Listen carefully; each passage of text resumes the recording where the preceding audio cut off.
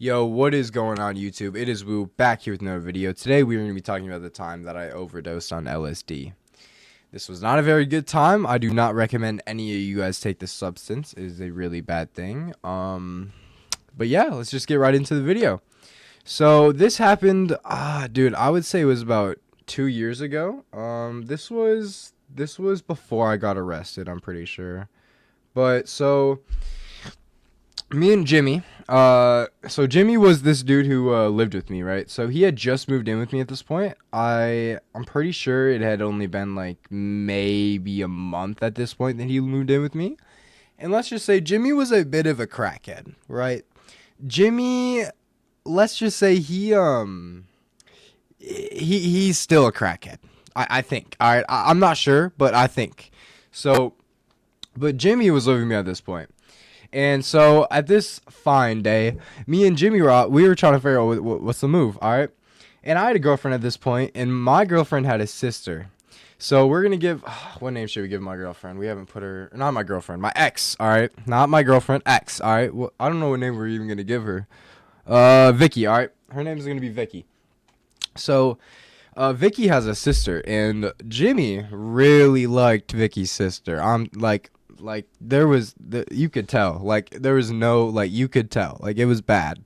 So I hit up Vicky and I said, hey, come over, bring your sister, come on, let's do something, all right? So they come over. I would say probably like 10-15 minutes later.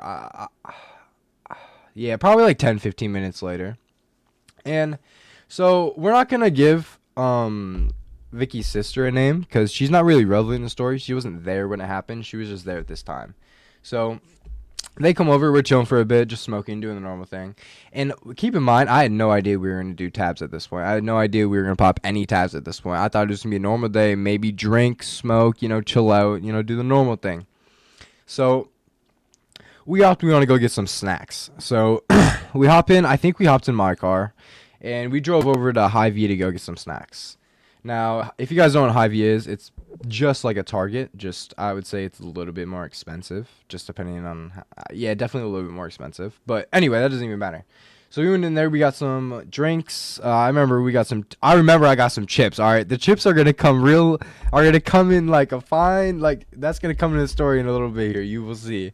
So I got some chips, a drink, and I remember I got some candy, all right? So we check out, we pay for that stuff. Somehow we paid for that stuff. I don't know. I was stealing a lot at this point. I don't know. But anyway, we went to the car, and Plugman hits me up. Now, Plugman is a very interesting person. He usually, like, he would hit me up, and then I would get stuff from him, and, I wouldn't hear from him for, like, 5 days. Like, he wouldn't post on his story. He wouldn't post in his chat. He wouldn't post anything. Like, he would AFK. Like, it's like I was his only sale. But so, anyway, Plugman hits me up and he asks if I need anything. Now, this was where we fucked up. Alright, me and Jimmy opted that we were going to take, dude, I can't remember how much we said at first, but it was an absurd amount. I think we said like 6 each. Yeah, I think we said like 6 each we were going to take. Bro, that is so stupid, by the way. Never do that. So thank God I slowed Jimmy down. Jimmy's the one who said 6. All right, I slowed Jimmy down. I said, hey, listen, man. He says these are double dose. I say we take like 4. Like 4 is a real, like technically we're taking 8 at that point, Jimmy. Like, come on, man. Like, you got to bear with me here. So Jimmy opts to take 4. Now, I didn't really think that they were double dose. Like every plug I ever, like even my plug, man. Every plug I seen says their tabs are double dose, and I've taken a fair amount of tabs that said they were double dose, and they were fucking not. So I wasn't really worried. Like, even if they were double dosed, I was not thinking they were, like, truly double dosed. But they were. Ladies and gentlemen, they fucking were. So I can't remember if Plugman came. Yeah, Plugman came to us. He pulled up to this park by my house. We always used to go to this park. This is a WS park. I still go there to this day. But so Plugman pulls up to the park. We get our acid, and we take it right there. And then we wasted 0 time. Like, I'm telling you, we wasted 0 time. And I was driving at this point. So And don't think I was driving off the acid or anything like that. I was not. I drove home. So my house was maybe 3 minutes from this park for a walk. So a 1 minute drive, if that. It was right down the street. So we popped them tabs. And I'm saying, bro, I popped 4 of them bitches in my mouth right away. And Plugman hooked it up. He didn't give us 8 tabs. He gave us 10. So Jimmy decided he's going to take the 6. All right. Now, I have no idea how Jimmy was not on my level for this. He's a one strong man. Props to Jimmy. Jimmy, I know you're probably watching this. You're a fucking strong man. But, dude, so Jimmy takes 6, I take 4. And I'm talking, I wasted no time to get home. Like, I got in the car, I drove right home, I parked my car, and that was it, alright? So, we went inside, and at this point, so we had a really big friend group at this time. I'm not going to make names for everyone. The only person that's really going to have a name in this is Jimmy, and then just my mom. My mom is the main one in this story. Jimmy, my mom, and Vicky. So, but we had a big friend group, so they all opted they want to come over. And none of them were tripping. It was just me and Jimmy, all right? So, I'm talking, my house was deep, bro. We had, like, dude, probably like 11 people there. And if you guys are taking acid, you should never be around big groups of people. I guess if you like it, then that's you. But like for me personally, if I'm taking a lot of acid, I do not want to be around a big group of people. So we opted that we were gonna, I think me and Jimmy said we were gonna go downstairs, and they all followed us. We were very mad at that. I remember very vividly we were very mad at that. But anyway, 40 minutes go by of us just chilling. It hasn't really kicked in yet. I'm not gonna lie. I think it was like an hour and a half until like I actually started like tripping. Like I was feeling the come up, I was feeling the body chills, but I wasn't fully I wasn't tripping yet. So I would say about an hour and a half goes by. Me and Jimmy are just fucking sent. Oh my god, guys! Like I'm talking, me and Jimmy are fucking sent. At this point, it's got to be like, it's nighttime. I know that because my mom is sleeping. But she goes to bed pretty early. I'd say she goes to bed at like 8. She still does. But so me and Jimmy are just fucking sent. Like, there is no coming back. Me and Jimmy are fucking sent. And I remember so Vicky opted that she was going to go home. Now, I don't know exactly, like, the reasoning for it, but I do know that she actually went home. I think she was mad that we popped tabs, and I'm not gonna lie, I was being kind of like just a dick because I was tripping balls. Like I couldn't talk to anyone. I was literally staring at the TV. We were watching like some bullshit. So we're all chilling in my living room. Vicky's gone at this point. There's still probably, I would say, 8 people in my house. Me and Jimmy. So me and Jimmy have this thing. Whenever we take acid together and we look at each other, we cannot stop fucking laughing. Like someone will literally have to physically move us away from each other to stop laughing. We will not stop looking at each other. So me and Jimmy are just laughing at each other. I'm talking, we are sent to the fucking moon. And so Jimmy had this like this cart, I think it was. It was either a cart or it was like you guys know them fucking weed things. You can stuff the bud into them and it's just got electric. I don't know. It's either one of those. But he was ripping on that thing. I remember looking over and I could just see the fucking smoke going in the air, like swiveling around. I was like, holy fuck. Like, that looks fucking insane. But, so, at this time, I'm fucking sent. I can tell I'm more sent than Jimmy. And that really put me in a bad place. At that point, I could tell, like, I was not having it, bro. Like, I was sent. So I was going to go get my chips. All right? You guys remember the chips from earlier, right? I was going to go get my chips, right? So I go over to the kitchen. I remember very vividly. My chips were still in the bag with the candy. So I grab my bag. I come back to the living room, and I sit down on the floor in front of the TV. And I try to open this bag of chips, all right? I can't open the bag of chips. It's not like the bag isn't opening. I physically can't open the bag of chips. It was like I lost all sense of humanity. I literally, it's like I lost all sense of humanity. I remember very vividly, I was staring at this bag of chips for like 5 minutes trying to open it, and it got to the point where I didn't even know this dude, right? He was in my house. I had no idea who this dude was. This dude on the couch was like, hey, bro, you need me to help you with that? I was like, yeah, man. I give him the bag of chips. I shit you not, he opens it in less than a second. I was mind blown at that time. I knew I'm fucking sent. So, let alone open the bag of chips. At this point, I was low key just trying to sit there and do nothing.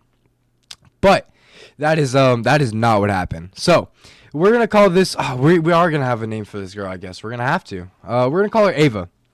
So Ava decides that she wants to go smoke, and I was all for it. I was all for smoking. That sounded so awesome to me. I knew that it was going to send me to the fucking mood even more, but that sounded so awesome to me. So I was like, let's go smoke.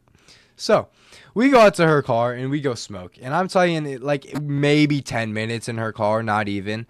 Like I was so sent, dude, I could not stay in that car. I got out of that car, I walked in the house, and this is where I don't remember a thing. So all of my friends told me what happened was I ran down these. So I'm talking like, so when I walked through my front door, I don't remember anything. That's the last thing I remember. And so my friends told me I walked through the front door. I walked around. So how my house is laid out, or my mom's house, how it's laid out, it has the stairs that go like down. So as soon as you walk in, it has the stairs that go up, and it has the basement around the corner, then the stairs that go down. I walked down the basement. I forget. I did not walk down the basement. I ran down the stairs, and so there was this air mattress like in the corner of the room. I literally full sprinted at it and did a front flip, and my foot smacked this flower pot, and it broke right in half. And I had no idea. I just had no idea how I had just broke that. Like, they're telling me that I was just sitting there, and I had no idea that I had broke that. From my understanding, what probably happened there is I didn't usually when I'm on acid, if I take enough, like I don't feel anything. So I think that's what happened there. I was so sent to the point where like I couldn't feel shit. So when I kicked that flower pot and it broke in half, I didn't know at all. And at this point, Jimmy was scared shitless. Jimmy knew what was so Jimmy's a very experienced drug user.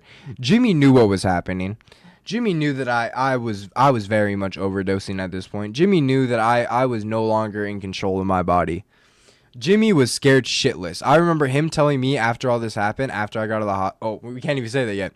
I remember Jimmy telling me after all this happened that he was sitting under a desk in the basement, literally like in a ball because he was scared that I was going to do something. So at this point, they all are trying to get me outside. Now, guys, if one of your friends are doing this and they're off acid, you do not lock them outside. Every single person in that house opted they were going to lock me out of my own house. So they threw me out. I'm not talking they walked me out of the house. They like grabbed me and walked me out like fastly out of the house, put me outside, locked every single door. And this is at least what they told me. They locked every single door, and after that, I went fucking crazy. Now, this is where I know what happened because I saw the cameras. So, basically what happened was, I ran into the street. I yelled something. You can't tell what I yell. I yelled something. I went around the corner. And at this point, there was still people in the car smoking. Not everyone had came out yet. So these two guys come out. And we're not going to give them names. This is the only time they're in the story. These two guys come out. And I was pretty good friends with them at this point. They come out. And all I see on the camera is I look at them and I start sprinting at them. Not like I was walking towards them. I start sprinting at them trying to tackle them. Bro, when I tell you they ran so fucking fast into my house, I've never seen anything like that before, bro. And I don't blame them. Dude, a fucking overdose fucking woo running at them, bro? Fuck no, dude. I would run too. Bro, I don't even know what to think about that. But anyway, I started sprinting at him.